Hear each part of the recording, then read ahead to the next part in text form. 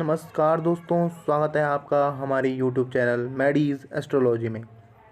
दोस्तों, आज हम जानेंगे राजयोग और धन योग में क्या संबंध होते हैं, क्या अंतर होते हैं, राजयोग और धन योग क्या होते हैं, कुंडली में राजयोग किस प्रकार से बनते हैं, ये भी जानेंगे। देखते हैं दोस्तों, राजयोग। दोस्तों, कुंडली में 12 भाव होते हैं और 12 भावों में कुछ भाव शुभ होते हैं तो कुछ भाव अशुभ होते हैं। कुंडली में शुभ भाव केंद्र और त्रिकोण माने जाते हैं 1, 5 और 9, यानी कि प्रथम भाव, पंचम भाव और नवम भाव त्रिकोण भाव कहलाते हैं, जबकि पहला भाव, चौथा भाव, सातवां भाव और 10वां भाव केंद्र भाव माने जाते हैं। केंद्र और त्रिकोण दोनों को ही शास्त्रों में शुभ बताया गया है, जिनके स्वामी हमारे जीवन में अच्छी प्रक्रियाएं होती हैं, जो अच्छी घटनाएं होती हैं, उनके लिए जाने जाते हैं और उनको हमारे जीवन में लाने के लिए यही उत्तरदायी होते हैं। प्रथम भाव त्रिकोण और केंद्र दोनों होते हैं। इस कारण से प्रथम भाव की जो विशेषताएं हैं या फिर हमारे जीवन में जो उसकी इम्पोर्टेंस है वो ज़्यादा बढ़ जाती है। प्रथम भाव को लग्न भाव भी माना जाता है, यानी कि जो हमारा शरीर है उसको प्रथम भाव से देखा जाता है। जो हमारा फेस है या फिर सर वाला हिस्सा है वो प्रथम भाव से देखा जाता है। इसी कारण से प्रथम भाव को केंद्र और त्रिकोण दोनों में रखा जाता है।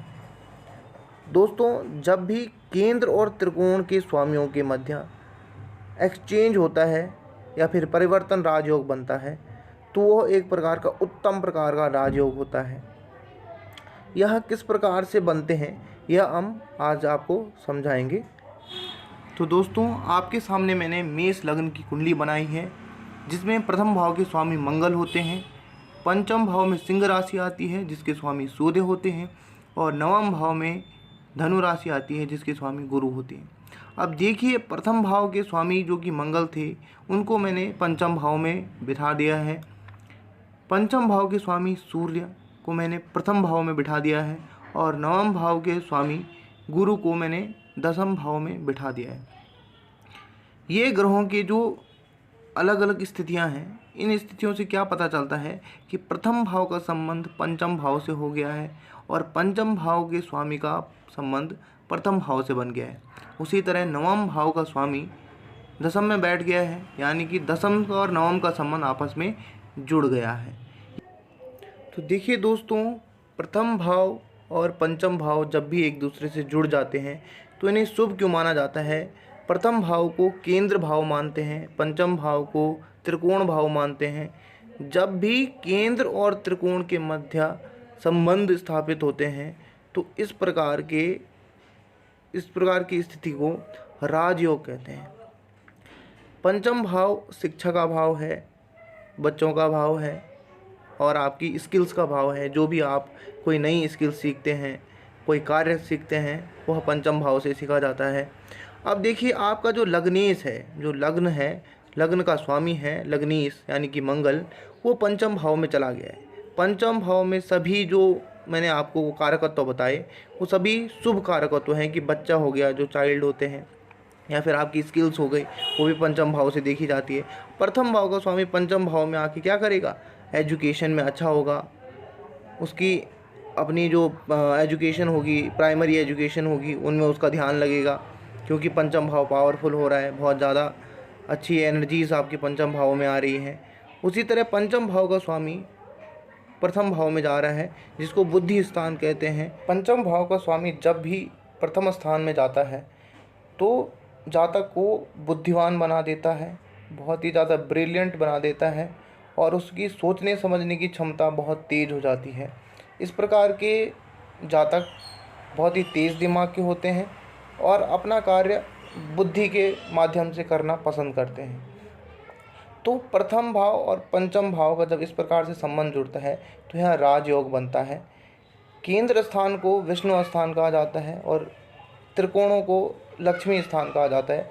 जब भी लक्ष्मी और विष्णु आपस में जुड़ जाएंगे तो जीवन बहुत ही आसान हो जाता है।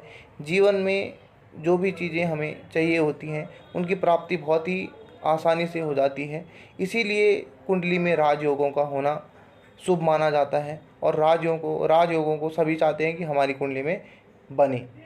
इसी प्रकार देख लीजिए, नवम भाव का स्वामी जब भी दसम भाव के साथ जुड़े, यानी कि नवम भाव बहुत ही हमारा भाग्य स्थान माना जाता है और बहुत ही अच्छा या शुभ त्रिकोण माना जाता है। नवम भाव का स्वामी जब भी दसम भाव में बैठे तो कार्य क्षेत्र में सफलता, उन्नति और बहुत सारी अपॉर्चुनिटीज़ देखने को मिलती हैं। अच्छी प्रकार की सर्कमस्टांसेस क्रिएट होते हैं जिससे कि नौकरी या फिर बिजनेस में सफलता प्राप्त होती है। जब केंद्र का स्वामी त्रिकोण और त्रिकोण का स्वामी केंद्र में बैठता है तो इसे परिवर्तन योग कहते हैं। यदि मात्र केंद्र का स्वामी त्रिकोण में चला जाए या फिर त्रिकोण का स्वामी केंद्र में आ जाए, परिवर्तन ना हो, सिर्फ एक ही त्रिकोण का संबंध केंद्र से बन जाए और केंद्र का संबंध त्रिकोण से बन जाए, तो यह भी एक उत्तम प्रकार का राजयोग होता है जो कि जीवन में सफलता या फिर हमें आसानी, जीवन में काफ़ी चीज़ें आसानी से प्राप्त हो जाती हैं और हमें उनके लिए ज़्यादा एफर्ट नहीं लगाने पड़ते हैं। राजयोग का सबसे महत्व जो कुंडली में देखा जाता है या फिर जीवन में जो राजयोगों का प्रभाव देखने को मिलता है वो यह मिलता है कि जो भी चीज़ आपको चाहिए होती है उसमें कहीं ना कहीं भगवान आपको सपोर्ट करते हैं और भगवान आपको उनकी प्राप्ति में हेल्प करते हैं। तो राजयोग इस प्रकार के होते हैं। अब धनयोग की बात करते हैं कि धनयोग से क्या होता है। तो देखिए, धनयोग दूसरे घर का स्वामी और 11वें घर का स्वामी जब एक दूसरे के घर में परिवर्तन करते हैं, यानी कि 11वें का स्वामी दूसरे घर में चला जाए, दूसरे का स्वामी 11वें घर में चला जाए, या फिर 11वें और दूसरे का स्वामी एक साथ बैठ जाए तो धनयोग बनता है, या फिर एक दूसरे से दृष्टि संबंध बना ले तब भी धनयोग बनता है। धनयोग जब भी आपकी कुंडली में बनेगा तो धन की प्राप्ति बहुत ही आसानी से हो जाती है, या फिर धन प्राप्त करने के लिए व्यक्ति अपनी तरफ से जोर लगाता है और बहुत सारे कार्य करता है जिससे उसको धन की प्राप्ति होती है और धन काफ़ी ज़्यादा अच्छे तरीके से प्राप्त होता है। किंतु यदि कुंडली में मात्र धनयोग हो और राजयोगों की कमी हो तो ऐसा आदमी मात्र पैसा कमाता है और पैसा खर्च नहीं कर पाता है, या फिर अपने आप को सुख की अनुभूति नहीं दे पाता है, जबकि उसके पास पैसों की काफ़ी ज़्यादा संपत्ति काफ़ी होती है, पैसे काफ़ी होते हैं, लेकिन उनका जो सुख होता है वो स्वयं व्यक्ति नहीं भोग पाता है यदि राजयोगों की कमी होती है। आपके चारों तरफ कई ऐसे लोग होंगे जिनके पास पैसा तो बहुत है लेकिन वो ना तो उस पैसे को खर्च करते हैं, या फिर उनके पास लग्जरी के सामान बिल्कुल कम है और वो सुख नहीं भोग पा रहे हैं उस पैसे का। तो इस प्रकार धनयोग और राजयोग के बीच में एक विभेद या अंतर क्रिएट होता है और ये अंतर राजयोग और धनयोग के बीच में एक लाइन बनाते हैं कि राजयोग अलग होते हैं और धनयोग अलग होते हैं। राजयोगों के कारण से, राजयोगों की मदद से आप पैसा भी कमा लेते हैं और आपको जो भी जीवन में चाहिए होता है वो सभी कुछ प्राप्त हो जाता है, और धनयोगों से मात्र आपको फाइनेंशियल गेंस होते हैं या फिर आपके पास मटेरियलिस्टिक गेंस होंगे, इससे ज़्यादा आपको कुछ भी प्राप्त नहीं होता है। इसलिए राजयोगों को ज़्यादा इम्पोर्टेंस दी गई है धनयोगों के मुकाबले। तो धनयोग और राजयोग के मध्य मैंने आपको अंतर समझाए। आई होप आपके समझ में आए होंगे। यदि आपको हमारा वीडियो इन्फॉर्मेटिव लगा हो तो please share, subscribe and like our videos. Thank you so much.